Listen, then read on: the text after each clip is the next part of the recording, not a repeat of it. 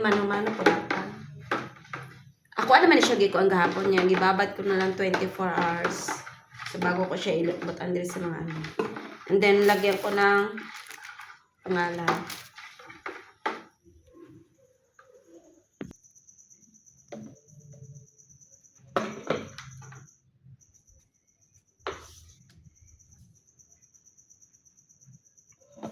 Ano siya ang kuan? Calamansi flavor. Ibutang na to sulanan kay ibenta na tong uban. So, ang uban, gamiton sa balay.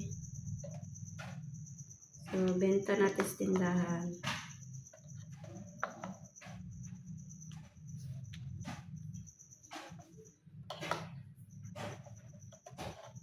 Okay.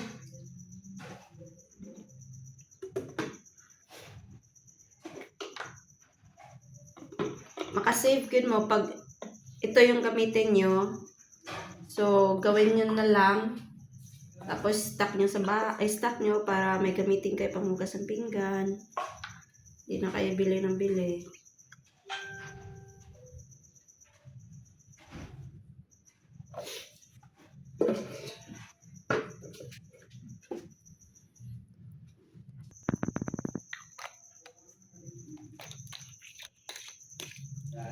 Ha? Lord? Ulit na yan.